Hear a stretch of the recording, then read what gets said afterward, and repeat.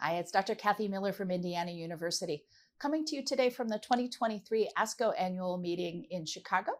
It has been a really exciting year for breast cancer news, and I want to make sure that you hear about the two studies that I find the most impactful.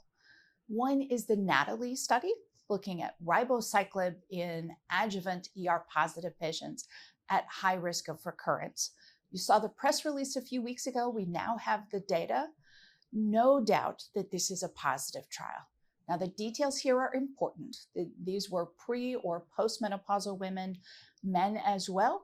Premenopausal women and men also had an LHRH agonist in addition to an aromatase inhibitor that could have been either letrozole or anastrozole, then randomized to ribociclib or placebo. Now, the dose of ribociclib that you're used to thinking about is 600 milligrams daily for 3 weeks, 7 days off. That's the approved dose in the metastatic setting. In the adjuvant trial, they used 400 milligrams, and that was intentional to try to reduce some of the toxicity because the plan was for 3 years of therapy. So managing toxicity, really making this tolerable for patients, was crucial. We've now seen the efficacy results with a roughly 3% reduction in the risk of recurrence, 90% disease-free survival in the ribociclib arm, 87% in the control arm. Some patients still having prolongation of QTc, but no serious arrhythmias. Some patients still with myelosuppression, but risk of serious infections was really very low. So this is going to give you a question to ponder in your high-risk ER-positive patients who are appropriate to consider adjuvant cyclin-dependent kinase inhibitors. Are you now on team abemaciclib or team ribo? We have no head-to-head trials in any setting, and I doubt that our industry colleagues are going to be interested in a head-to-head setting. So we're going to need to pay particular attention to long-term follow-up, to quality of life and toxicity data, and which our patients prefer.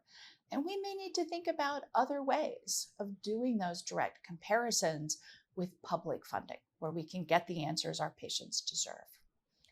I also want to think about the other end of the spectrum, those patients with HER2-positive disease. And we saw fantastic results from the FAIRGain study from our colleagues in Spain. This was a trial that took patients with predominantly stage 2 and 3 HER2-positive breast cancer. These are patients that we would treat with neoadjuvant chemotherapy, with dual HER2-targeted therapy. And years ago, we saw results of some small single-arm phase 2 studies suggesting that some of those patients may be so sensitive to biologic therapy that they have a pathologic complete response with HER2-targeted therapy with endocrine therapy if ER positive, with no chemotherapy at all. Our question has always been, how do we identify those patients? Can we identify them well enough that we would be comfortable not treating them with chemotherapy?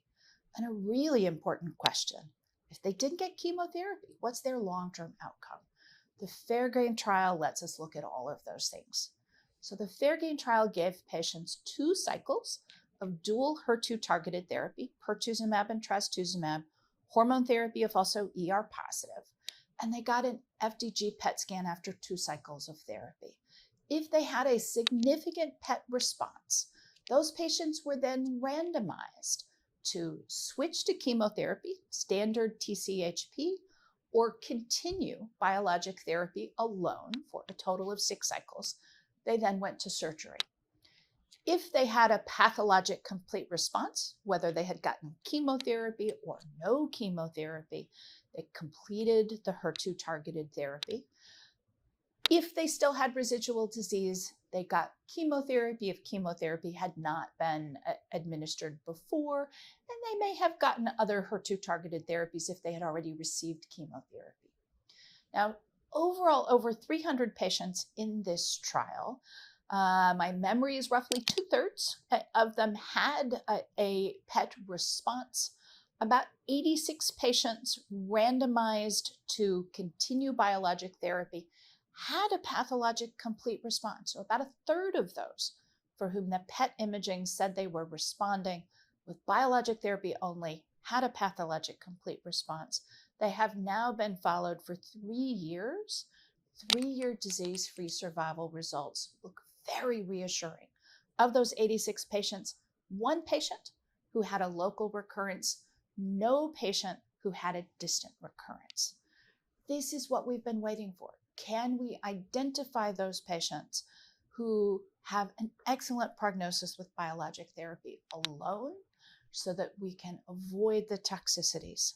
This is really where you'll see the research over the coming years in breast cancer, looking at additional therapies in high-risk patients who don't do so well with our standard therapies, and better stratification of patients who do so well with our standard therapies that we may be able to do less.